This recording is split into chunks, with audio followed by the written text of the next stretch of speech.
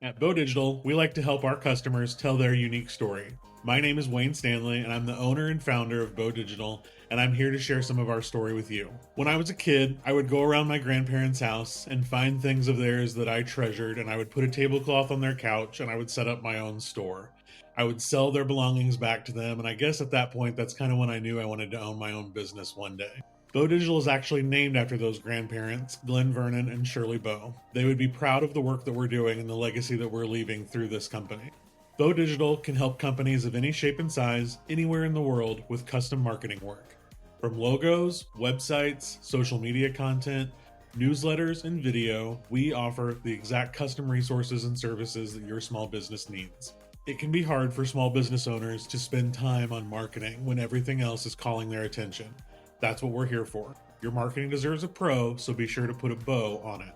I am proud that we help companies of all shapes and sizes and budgets of every scope. So be sure to visit bodigital.com so that we can help you with your story today, or engage with us on social media and see what we're all about. This episode is brought to you by Nick Pate at State Farm. Thanks, Nick. I'm Jonathan Keith, and you're listening to Missing Midwest, a true crime podcast about those that have gone missing. Today's story is about a 6-week-old baby that was abducted in broad daylight. Or was it? Someone knows something.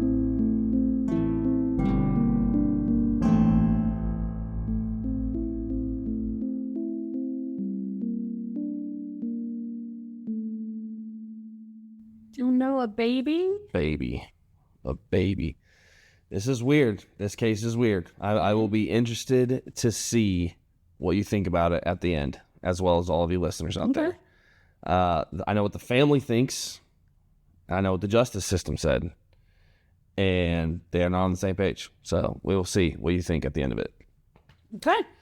The only announcement that I have is I just want to let you guys know, Murder Midwest subscriptions are $5 per month. Now you get access to 85 bonus episodes, and we add a new one each week. You will be getting 2 episodes every weekend, The Missing and The Murdered. We also send you stickers, all for just $5 a month. It helps us keep our podcast going, and we really appreciate it. Would love to share those bonus episodes with you guys. So would love to see your name come across the new subscriber list. All right, so today's case, very sad. We're going back to Indianapolis, Indiana. It's where probably the most cases we've done is from. It's kind of close to where we live. We were there this past weekend. So we've talked about the Dollar Generals there before. It's a lot. We're going straight to the story here. All right. August 27th, 2014. You and I were in college. I was probably like in the middle of 2-a-days playing football. We were married. I remember that. Married housing during 2-a-days was much different than living in the dorms during 2-a-days. Much more quiet. But yeah, so August 27th, 2014, Willie Wilson was taking his son for a walk on the southwest side of Indianapolis. His son, Delano Wilson, was 6 weeks old. While Willie was walking, again, this is during the day, okay, so this is at noon. I don't know if I mentioned that. This is at noon. A car pulled over. A man and a woman jumped out of the car and started beating Willie while he was holding his 6-week-old son. That's terrifying. They knocked him out by whipping him in the head with a pistol. No. He was out. He woke up like 15 to 30 seconds later. He came to and saw them drive away, and Delano was gone. That's awful. He had been carrying cash, and that was also gone. But I mean, my first thought is some sort of custody issue. I mean, like, was there a custody? He's with. I mean, the baby is 6 weeks old. He is with the mom.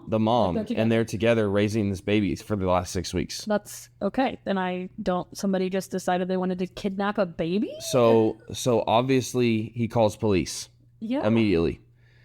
Police rushed to the scene and put an Amber Alert out for Delano. When they arrived, Willie described the robbers as a medium-build white man wearing a do-rag and a red shirt, and a Hispanic woman with long brown hair. He said their car was a blue 4-door Ford Taurus with scratches all over the bumper. So the police take all this information, pass it along. Amber Alert. They're in downtown Indianapolis. Like, they reacted like immediately. Like, this happens. He calls the police. Literally a kidnapping in broad daylight. Yeah, exactly. And so, like, you know, people are looking for these people. People are looking for the car. And it's like, you know, this all is happening. Like, they're relaying this information as Willie's telling them, you know. Yeah. But they also notice some interesting things about Willie. For a guy that was just beaten and knocked out, they saw no injuries.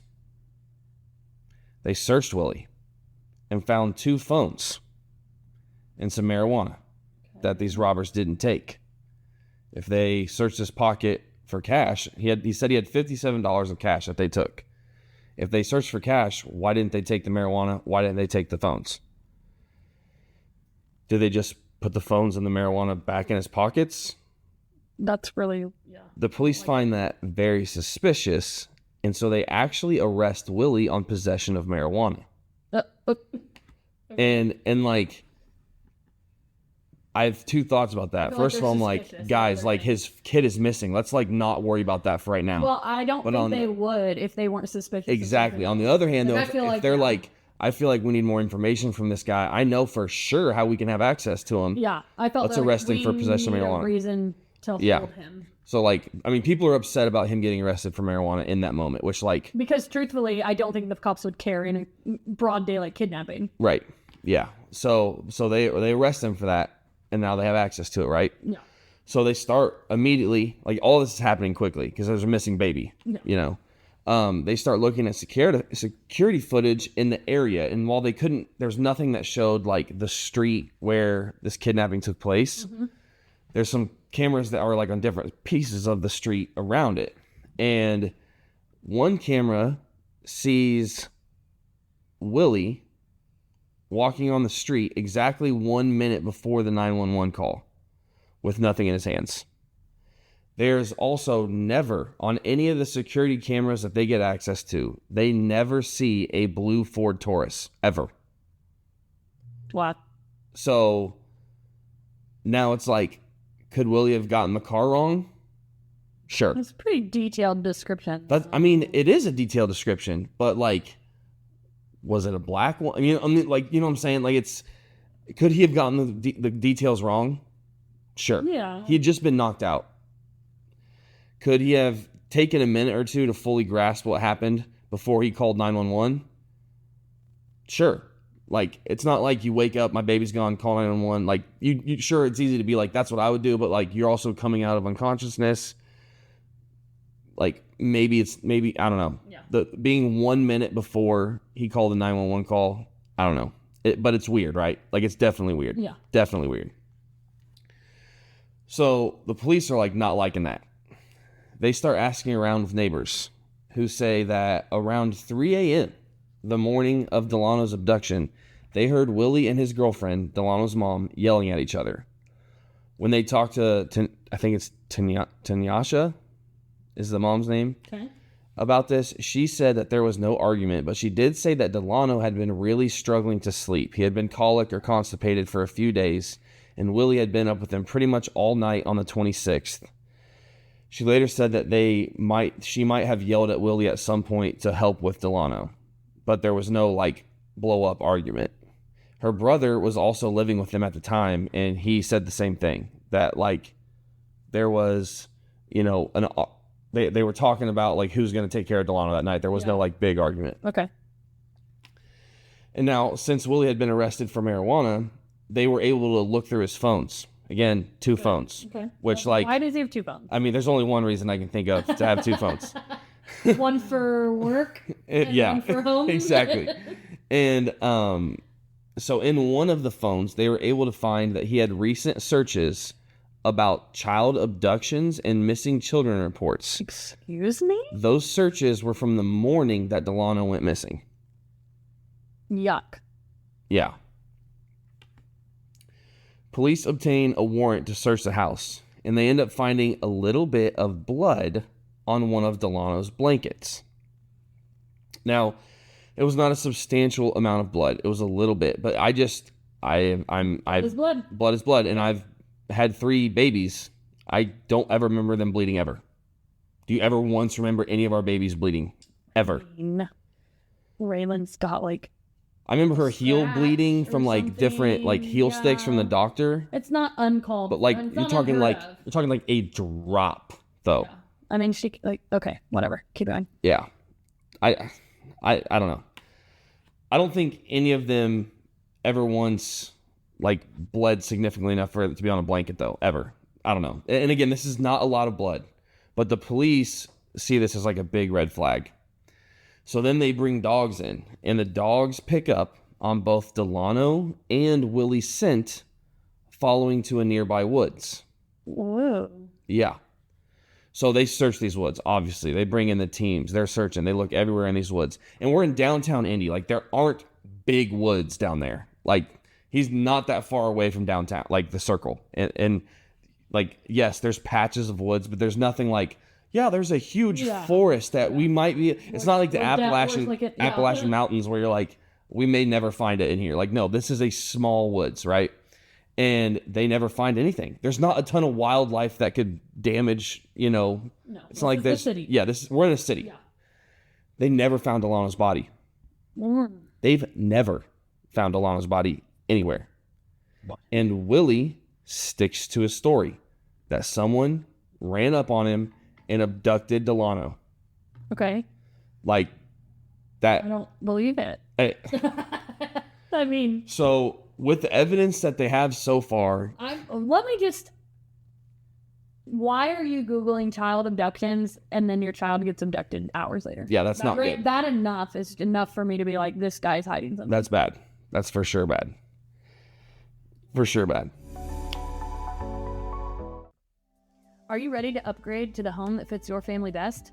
Take the first step of that process by giving my girl Stacy Westfall a call. She's partnered with Apple Tree Realty in Howard County, where they have the knowledge and resources to help you reach your goals. Stacy has quickly become a successful realtor in our area, and I am so proud of her. She's not just a friend of mine, she's also a mother and a local firefighter. Buying and selling a house is stressful, and having someone professional and trustworthy in your corner can make all the difference. Give Stacy a call today at 765-461-1243 and follow her on Facebook at Stacy Westfall Realtor.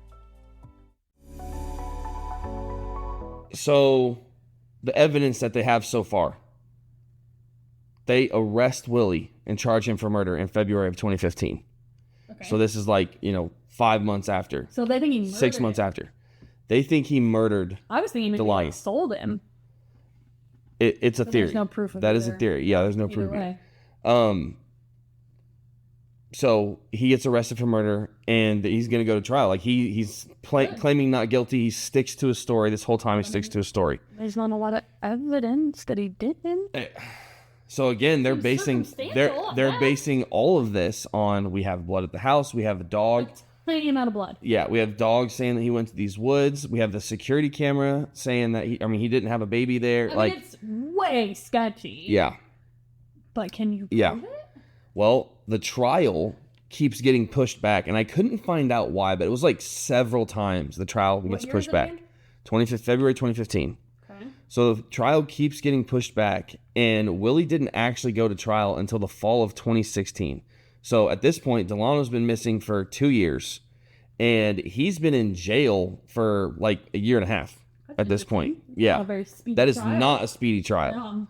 And so the only thing I can think of is if like the defense was like blocking certain things, you know what I'm saying? Like they could have a part in it getting delayed that wouldn't go against the speedy trial. Anyways, the prosecution presented the case and everything they had found, and the defense poked holes in all of it. That's what I was claiming that every piece of evidence, like you said, could be was circumstantial. Well, it can, be explained away a little bit or disputed in some way. The security footage, so what? The tiny bit of blood on a blanket, so what? Like I said, that could be explained away. A father and son walking to the woods, so what? The searches on his phone. I mean, to be fair, I hope no one ever looks at our searches. Nobody ever looks at my searches. Yeah, like we would be immediately in trouble. You're right. But like those specific searches are strange. I really hate that he showed no injuries after being beaten. Yeah, that's like I'd like to think I would have to be pretty much dead to stop protecting myself. Exactly. That's what I'm thinking. Like Like if I was standing there and somebody came with me with a baby and they were coming like and clearly showed harm, like I'm leaving marks. Yeah. You know, and I'm going to be hurt. Yeah. You know, and he said his story is that he was pistol whipped to the point of unconsciousness. Like, wouldn't you have a giant bump? Have a mark? No. That's not. Like, you weren't pistol whipped. That's what I'm saying. Like, I would rather die like, 100% than let somebody steal my son from me. So right? what's the baby mama say? Like, what's the mom? Were they married? They weren't married. Girlfriend. So what's the girlfriend say? So she stays pretty quiet through everything. Did she stay with him or not? I mean, he's in jail. Yeah, but I mean, like. So I'll say this.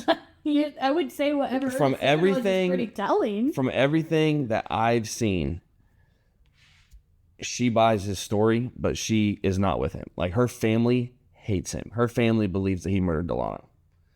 So I haven't seen anything from her directly saying like he killed my baby. Okay.